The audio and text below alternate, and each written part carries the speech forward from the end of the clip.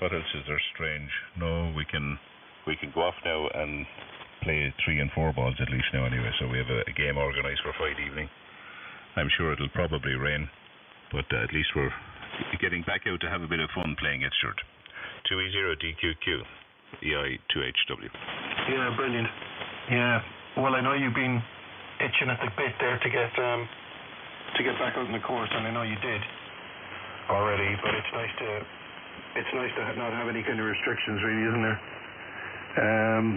I'm the same with the bike, John. I wanted to do a trip over to Ireland, but again, I went onto the Irish Ferries website tonight, and even though we're part of this common travel area, Irish Ferries are insisting on having a negative COVID test, and it's not cheap to get that test, John, because you have to get that test privately, and it's about 140 quid to get that.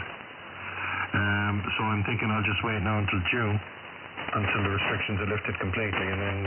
But the problem then, of course, is everybody's going to be doing the same thing.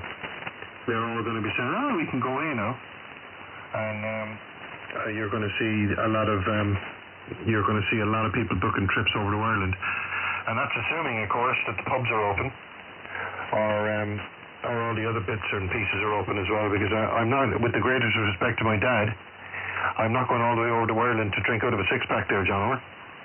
Yeah, well, I'm sure he'll enjoy the few pints as well, and no way, Stuart, no. I would hazard a guess, and this is just me, I would say if this thing continues at the rate it's going at the moment in terms of our vaccination, I think it will probably be the end of July. We might have the whole thing open. I would hope that's the case, Stuart, because we'll be well into it by then, you know. So look, we'll see. We're all looking forward to it anyway. Because as the unbelievable said, there's going to be one hell of a do, Stuart, over. Absolutely.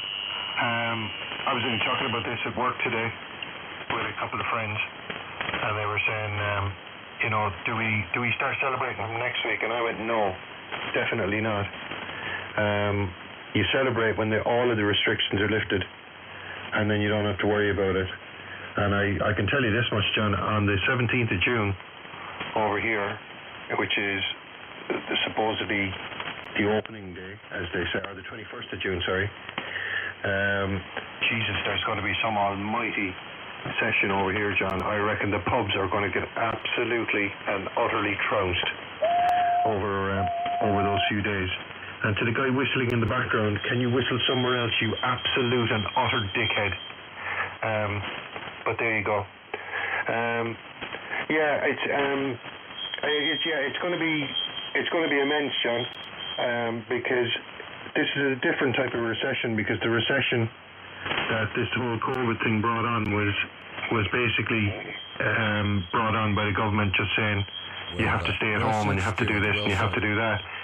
But when things are opened up literally overnight, there's a lot of people, John, sitting on a lot of cash at the moment that they haven't been able to spend anywhere, including me. I'm not saying that I've got a lot of cash under the bed, but normally myself and Debs would go away kind of 2 or 3 times a year, even if it's only for a long weekend somewhere. But we haven't been able to do that, so we have a little holiday fund that we stick together. And Deborah had a look at it the other day, and she screamed in delight there, over. Yeah, well, and rightly so, and I think a lot of people will have something similar, Stuart, you know. The first chance, when it's feasibly possible, I'm gone down to that hotel in Lanzarote like a bullet. Out the gap and gone. So, no, I'm looking forward to that type of thing as well myself. And a lot of people have it, Stuart. I think they're going to have a big blowout initially, and then I think we're going to have a bit of a lull coming into Christmas. And it just remains to be seen. Will people kind of use their houses or, these so-called home bars that they have as an entertainment facility and maybe go out for less beer? I think consumption in general in the on-trade is going to go down. I think it is anyway, but it remains to be seen. Because if you look at the students down through the years, Stuart, they used to always head out, get free beer off the breweries or for their class parties and what have you, and then they would head out on the town, go do lally. So I think this time, though, I think we'll be like the students. I think we might use the home facilities for a meet-up maybe, and then head out for a couple, or head out for a couple and then head back home. So I don't know. It's going to be really interesting. They say it takes 3 to 6 months to break a habit, and we've had a hell of a long year now, Stuart. So we'll have to wait and see. So that's the update over here. WX has been lovely. Even though the sun is out, it still feels a little bit cool during the daytime here. It's still kind of a westerly airflow over us. At least it's moved from the north anyway, but in general it's been pretty good. I see on my lightning tracker I got a few warnings about possible lightning strikes close by, but thankfully they missed us here. 2E0DQQ, EI2HW. Yeah, very good. Yeah, well, weather here is absolutely crap. It's been raining since this morning, kind of on and off. It's raining at the moment. But it's very warm, John. It's not cold at all. I don't know, as you'd expect for this time of the year. But I am getting a lot of static crashes here as well, so there's obviously some lightning about. But Jesus Christ, what the hell is wrong with these people whistling in the background? But there you go. And he's still at it. Jesus. I don't know. But yeah, weather here, John, is absolutely, it's not summery weather, that's for sure, or springtime weather. In fact, yesterday it was bloody cold here. I lit the fire again here yesterday, about 7 o'clock last evening. The heat was on full blast, and I said to Deborah, Christ, it's fucking freezing in here. So I stuck on the log burner, John, and by geez, we were opening the windows a half an hour later then, or? Yeah, well, I'll tell you, Stuart, I light the fire every night here. If I didn't have the fire lighting here, by God, I could leave. And it isn't that it's a cold house or anything, it's not, but it makes a nice big difference. You know, when you go inside and it's nice and warm. I don't even use the heating at the moment to fire it up. The fire seems to be quite capable now of just getting the temperature up to where it usually is. So obviously it's a little bit warmer, but sure, we'll see. So that's it, Stuart. Yeah, nothing in the offing from anybody. I don't know whether John managed to get his antenna up yet, rather. I wasn't talking to him. I must drop him a message and see what the story is. He must be getting very close to having it up in situ now. So be interesting to hear his signal then on that particular antenna. Look, it's still only a dipole, but it's at least it's the full size, Stuart. And he's not contending probably with the traps, that he had. You'd wonder whether the antenna initially before he changed had something to do with his amplifier. I have to say, because when he did put up the new antenna, his signal definitely improved, Stuart. 2E0DQQ, EI2HW. Yeah, quite possibly, John. But you would have thought that the protection, the inbuilt protection on the amp would have kicked out on that anyway straight away. And I think from the conversation I had with John as well, he was saying that AECOM had confirmed that the main PA on it, if you want to call it that, was fried. So and that was essentially replaced for an updated version of that. So they obviously had a problem with that particular one. And having looked online as well, John, quite a few people had to do that replacement as well. So I think John was just exceptionally unlucky. But saying that, he now has that 1200 where he knows that he's got the most up-to-date PA on it, and the warranty is extended because the warranty on that now is extended for another 12 months.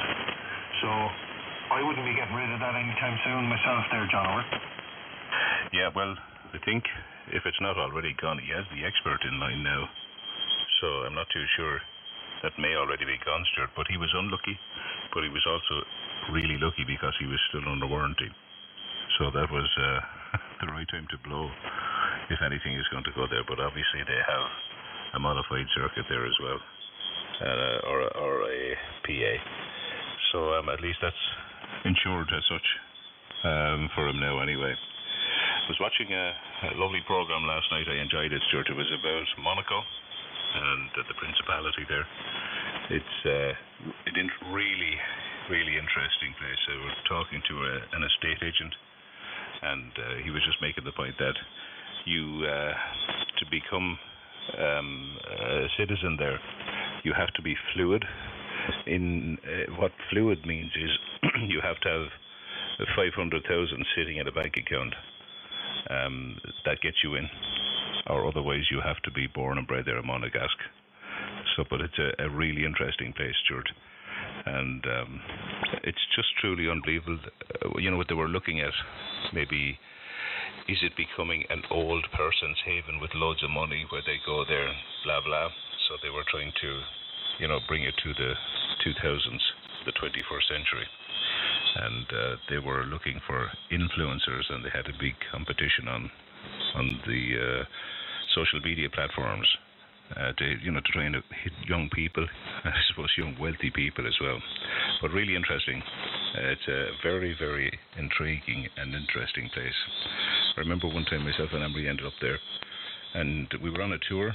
It was part of it, and then I look over and Emery is sitting down at one of the, I think it was a blackjack table, or was it roulette? I can't remember. Well, she pulled 200 quid off him anyway, and I said, right, time to go, Emery.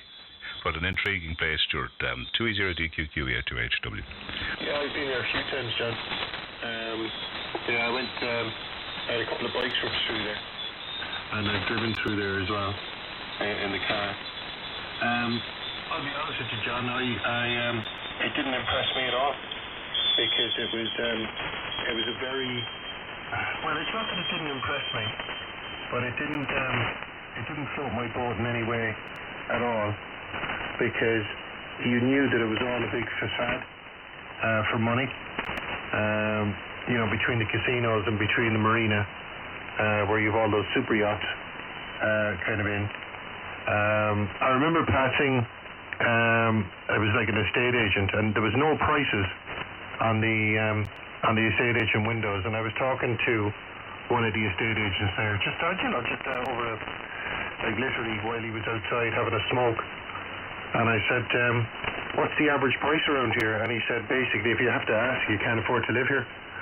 And he said, but we charge by the square foot. So, like even a small apartment is normally, it's based on the square footage of the apartment. And obviously the location, if you're right on the seafront type thing, you're going to pay a lot more. But on average, it was something like €10,000 per square foot of real estate. So it kind of gives you an idea of how much money you could potentially spend on even a relatively small sized apartment. You're talking, at minimum €700,000 or €800,000 for a one bedroom apartment in Monaco. And then you look at the kind of the houses that are up on the hillsides, overlooking the main kind of harbour area. And God forbid, if you've got a view of the racetrack, Christ Almighty, you'd have to you'd have to pay the income of a small country to get on the housing. I wouldn't even say ladder, because because most of the people that are going there already have money, because as you say, to get residency there, you have to have at least 500,000 in the bank before they'll even consider it. And then I assume that you have to have some sort of a rental agreement in place, or you have to own property there as well. That's why, one of the reasons all the Formula 1 drivers go there is because it's a very easy way to hide your money, because you don't pay any tax. It's a bit like Switzerland used to be years ago with Swiss bank accounts. You could chuck all your money in there and nobody'd be the wiser. But it's I just found it was very gaudy. And a lot of people had no taste there. It was all about, I've got the biggest car, or I have the nicest Rolls Royce in silver, and the trimmings are all gold on the inside. I'd have more respect now for a guy that drives, something like an Aston Martin, which is a classy car. I've never seen the attraction of Rolls Royces or whatever. Beautifully made cars, no doubt, but they're one ugly looking thing, John. I really don't like them at all. Never have. I could never see the attraction of them. But we were staying in a hotel there, which was like it would be the Irish and the UK equivalent of a Premier Inn on the outskirts of Monaco, but that was still €250 a night, John. Yeah, wow. From EI2HW. Yeah, it's incredible. It's kind of gaudy, Stuart, isn't it? And the point you made there about the guys, the biggest car and whatever. Before it was just the Rolls Royce or the Ferrari.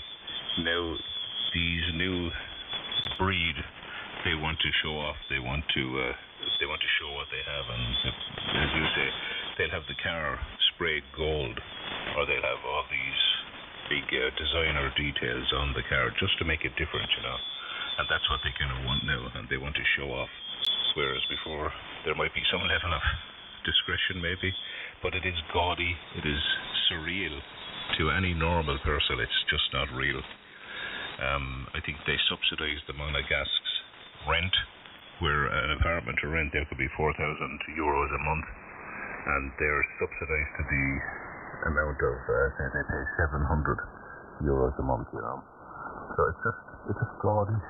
You're right, and it's not real. You're looking at this thing and you're saying, how can this be right? How can it be real? But it's just so interesting to watch. How the other half live, I suppose. It's incredible. Anyway, Stuart, I'm only after getting a little text message from Orla here. I got to hightail it out of here. I'll give you a shout there tomorrow evening if you're out and about.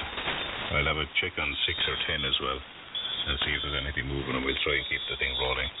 I think there's a contest on 6 tomorrow evening, so you'll be delighted with that. Oh, Lord. Right, Stuart, I'll push it back to you to wrap it up. I better get out of here. 2E0DQQ, EI2HW. Yeah, from 2E0DQQ.